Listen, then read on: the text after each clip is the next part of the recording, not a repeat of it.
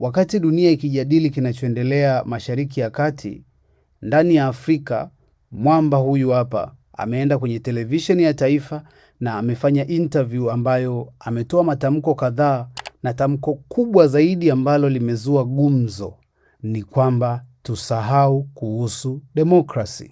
Il faut que les gens oublient la question de démocratie. Et ça, c'est un travail. Il faut le dire la vérité, la démocratie, c'est pas pour nous. La démocratie, telle que ces gens-là nous font voir la démocratie, ça nous intéresse pas. On ne veut même pas de ça. Normalement, si on parle de démocratie à un Africain, celui qui vient comme ça vous parler de démocratie, il faut fuir comme ça. Hii kauli imeenda hivi kwenye media na labda umeshaiona, na imezua pande mbili za mjadala, kwa sababu wapo ambao wanampenda huyu jamaa bila kujali anafanya kitu gani, na wapo ambao wanahisi kwamba anahitaji kuulizwa maswali.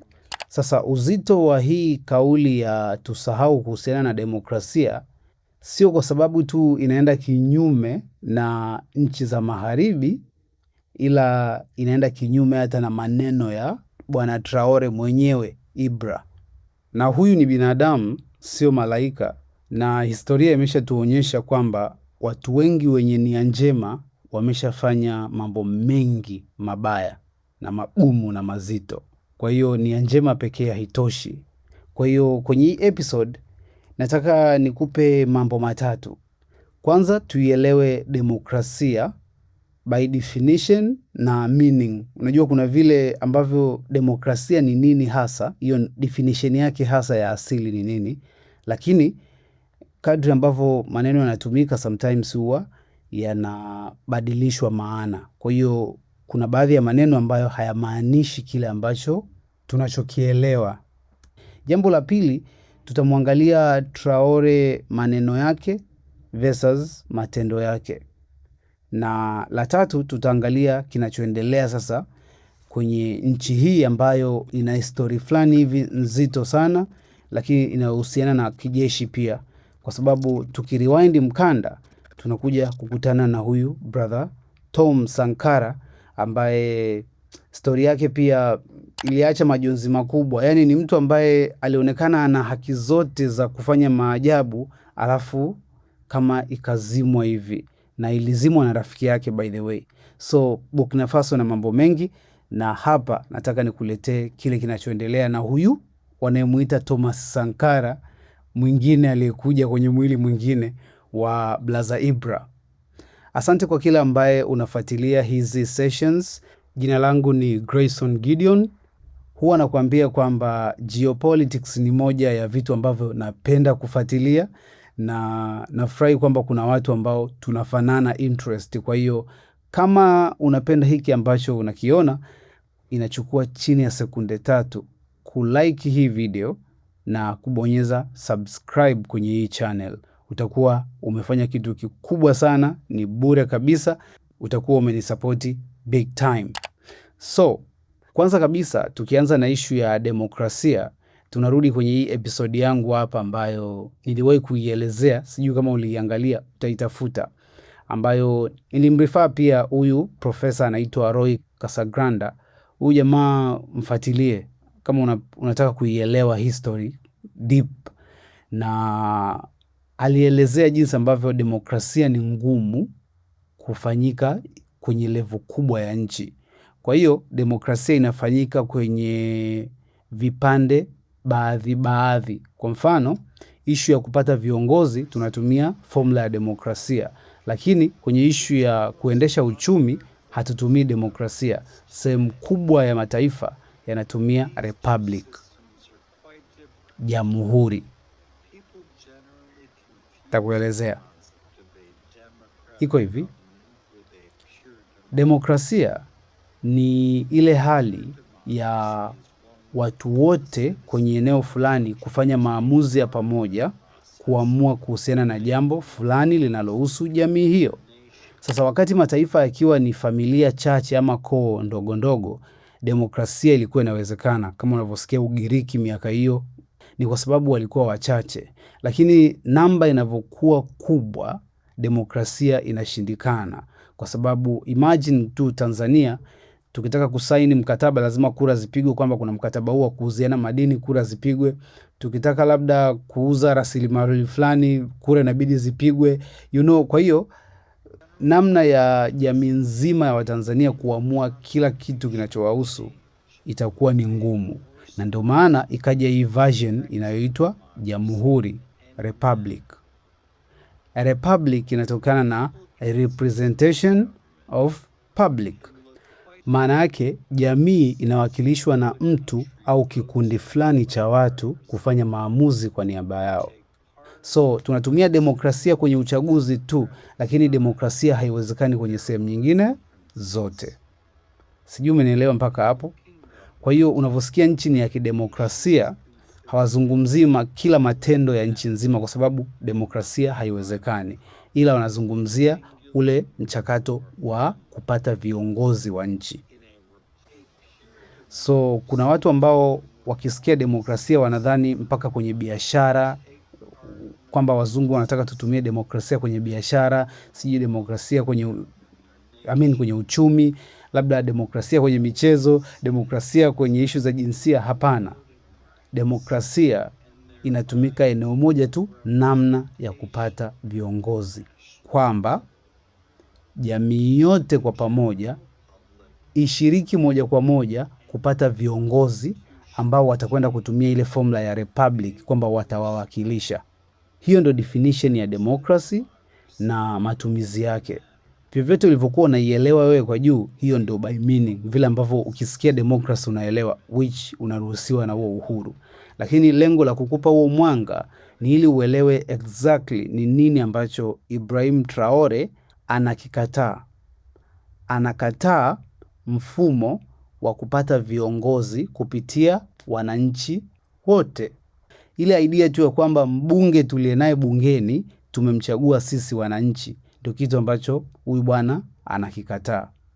Sasa tukiangalia kwenye story yake alianzaje, na ndio maana nikakwambia sio kwamba tu anakwenda kinyume na magharibi, kwa sababu kuna hiyo idea kwamba watu wakisikia demokrasia wanahisi ni kitu cha magharibi. No, demokrasia ni simply ni term iliyopewa mfumo wowote ule ambao wananchi wa eneo fulani wanachagua viongozi wao. Na ndio maana kuna baadhi ya nchi utaona ni madikteta lakini wanajiita ni democratic country, kwa sababu kitendo cha wananchi kwenda kuchagua kiongozi wao kama Kim Jong Un alivyofanya, tayari hiyo nchi inakuwa ni ya kidemokrasia.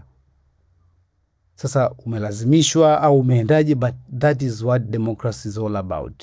Nimeongea Kiingereza kidogo. Sasa tumuelewe huyu bwana. Kwa nini nilikuambia kwamba anaenda kinyume na maneno yake? Ni kwamba alifikaje kwanza hapa kwa haraka haraka. Story ya Kamanda Ibra ilianza Septemba 2022. Mwamba alikuwa na miaka 34 tu, kama tunalingana nini, mwanangu kabisa. Akapindua serikali ambayo ilikuwa ni ya kijeshi. Maana yake Mwamba alipindua serikali ya mapinduzi. Yani alipindua kapinduliwa. Kwa hiyo technically alifanya mapinduzi juu ya mapinduzi, lakini wananchi wengi hawakuona hili ni tatizo kwa sababu kila mtu alikuwa ameshachoka. Makundi ya kigaidi yalikuwa yanachukua vijiji kila siku. Wanajeshi walikuwa wanapoteza territory, wanakimbia. Serikali ilikuwa inapoteza control ya maeneo mengi, na kwa wananchi wengi demokrasia bila usalama haikuwa na maana tena. Na ndio maana kauli yake ya forget democracy haikushangaza watu wengi wa Burkina Faso. Ili confirm kile ambacho walikuwa tayari wanakifikiria. Hatua ya kwanza alipoingia madarakani ni aliwafukuza wanajeshi wa Ufaransa ambao walikuwa wamekaa miaka 10 kwenye hili eneo, na ilikuwa ni operation imegharimu mabilioni ya dola kuleta vifaa pale, teknolojia, lakini ugaidi ulikuwa haujaisha. Kwa hiyo Traore akasema tujaribu njia nyingine. Hatua ya pili, baada ya Mwamba kuiondoa Ufaransa, Burkina Faso ikaungana na Mali, Niger kuunda Alliance Sahel ambayo ndio AES likuelezea kwenye Tafakari ya Afrika.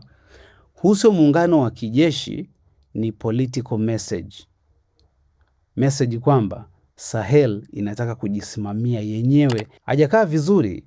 Mwaka 2023 kukaripotiwa jaribio la kumpindua Traore. Serikali ilisema baadhi ya wanajeshi walikuwa wanashirikiana na waliokuwa nje na baadhi walikamatwa na wengine wakatoroka. Lakini tukio kubwa zaidi lilitokea Januari 2026 ambapo lilikuwa ni jaribio la yeye kufanyiwa mauaji. Ndani ya wiki chache baada ya hili tukio, vyama vyote vya siasa vilivunjwa. Sawa, kuna watu wanamuona Kamanda Ibra ni noma, ana uwezo wa kukwepa mishale mingi, Lakini kwa story ambazo zilifuata baada ya hapo, kuna watu waliona kwamba huyu jamaa alitengeneza mchongo ili aweze kufanya tukio. Na serikali ikaongeza control yake ndani ya mifumo ya kisiasa. Na hapa ndipo watu wengi wa Burkina Faso walianza kuona kama huyu jamaa mbona kama anaanza kufanya consolidation ya power. Lakini ndani ya nchi support yake haikupungua. Ukumbuke alishaahidi watu kwamba Julai 2024 kutafanyika uchaguzi. Lakini tulichokuwa tunakiona ilikuwa ni kitu tofauti. Machi 27, 2026, serikali ya mpito ilipitisha hati mpya ya kisiasa, Charter of the Revolution. Hii ilikuwa ni step muhimu sana kwa sababu ilifungua rasmi njia kwa Traore kugombea uraisi. Kwa lugha rahisi, mapinduzi sasa yanaingia kwenye ballot box. Kama unakumbuka episodi yangu na Yeriko Nyerere ambao nimeshairifaa mara kadhaa, tulijadili kitu kama hiki na aligusia hii point kwamba kama kweli anahitaji kufanya hiki kitu inabidi avue magwanda aingie kwenye sanduku la kura. Na kuuliza swali moja ambalo nimeona hata wapinzani mnamsifu sana huyu jamaa wa Burkina Faso. Lakini huyu jamaa ni mwanajeshi, Yeriko, na nyie ni watu wa kidemokrasia. Inakuwaje mnaamini mtu ambaye ni mwanajeshi na anavaa sare za kijeshi kila time kwamba kuna ukombozi? Jeshi halijawahi kuongoza raia wakatoboa. Ni dhana tu inayojengeka. Kimsingi ni kwamba tunajaribu kuvaa ile sura ya Sankara. Unajua kuna wanaita Sankara philosophy ambayo nadharia fulani ilileta ukombozi, na mara nyingi haya mambo huwa tunayaona yani ni taswira tunayoiona. Deeply watu wa Bukinabe wanamtazamaje, wanapokeaje mageuzi anayoyafanya? Yana maumivu makubwa sana. Leo tunazungumza hali ya Bukinabe, tunazungumza taswira ya Bukinabe kwamba wana kiongozi shupavu mwenye maono shupavu. Tumepata review, tumepata views za watu wa Bukinabe wanapitia mkondo gani? Tumepata maoni, wanazungumza nini? Serikali zote duniani zinaendeshwa kwa propaganda, na propaganda ya kwanza ni media. Media ndio inakufikisha huko mbele.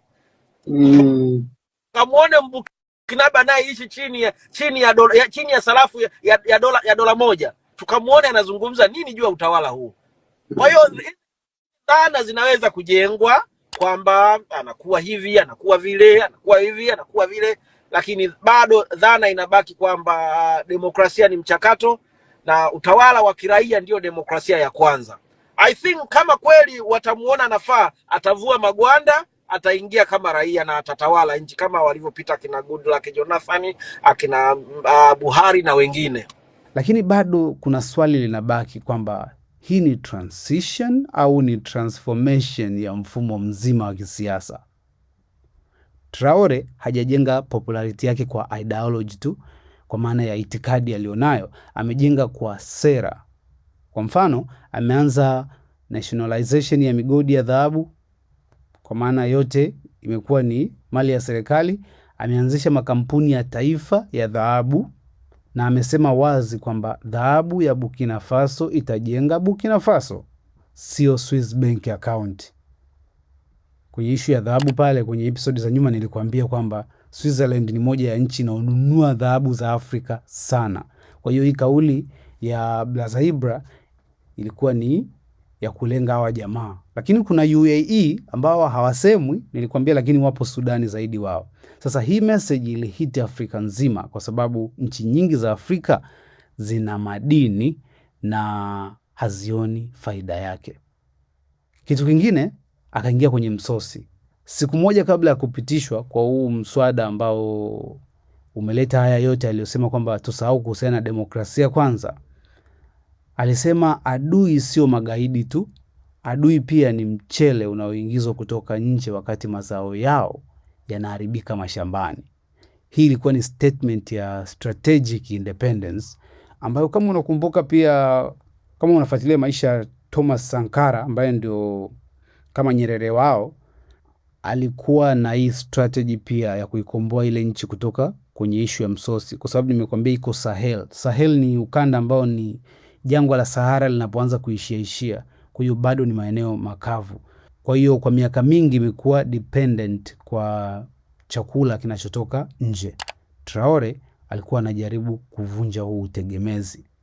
Lakini sasa tuingie kwenye reality ya usalama, kwa sababu ndio kipimo halisi. Hapa ndo story inakuwa honest, kwa sababu hata kwa hatua zote hizi unazoziona, ugaidi wa Burkina Faso bado unaongezeka. Baadhi ya maeneo bado yako chini ya zile magrupu za kigaidi ambazo zilikuwa zimeshikilia tangu mwanzo kabla hajaingia, na vifo vya raia bado vinaongezeka. Kwa hiyo swali halisi linabaki kwamba kama demokrasia imesimamishwa kwa sababu ya usalama wenyewe umeimarika kiasi gani? Sasa kwa nini vijana wengi wa Afrika wanamkubali Traore? Inawezekana hata unaefuatilia hapa na wewe unamkubali. Sababu sio propaganda tu, kuna issue ya history. Kwa zaidi ya miaka 60 baada ya uhuru, nchi nyingi za Sahel zilitegemea mifumo ya usalama kutoka nje. Lakini mifumo hiyo haikutoa stability kama nilivyokuelezea kwenye episodi zetu za nyuma kwenye picha linaanza. Kwa hiyo kizazi kipya kinaona kama Traore ni mtu anayesema tujaribu njia yetu hata kama ni riski. Kwa kauli hii ya kwake ya sahau demokrasia, sio kauli rahisi, ni signal kwamba Burkina Faso inaangalia zaidi tuna survive vipi kabla ya kuangalia ni mfumo gani wa kisiasa tunautumia. Lakini history inaonyesha kitu kimoja, kila kiongozi aliyesimamisha demokrasia kwa muda anasema ni kwa muda tu, lakini muda gani huo? Na ndio maana Afrika nzima inaangalia Burkina Faso kama experiment, maabara ya kwanza ya kizazi kipya cha viongozi wa ile eneo la Sahel. Na swali kama la Traore ni hero au ni jambazi ni swali ambalo inategemea mtu na mtu. Lakini niliwahi kukuambia kwamba kufight the system ni jambo jingine, lakini kufix the system ni jambo jingine. Na sio wote ambao wanaweza kufight system wanaweza pia kuifix. Sasa historia ipo hapa, inazidi kuangalia. Namna ya kuelewa haya zaidi unaweza ukapita kwenye hii episodi yetu ambayo tumeipa jina la Tafakari Afrika, lakini tazidi kukuletea updates za hapa. I hope nimekuongezea kitu kwenye hiki ambacho nimekupa. Kwa chini ya sekunde 3 unaweza kumaliza kwa kubonyeza subscribe na utakuwa umenisupport big time. Tukutane kwenye MDC update ijayo. Hii ni Madini.com, taarifa na maarifa.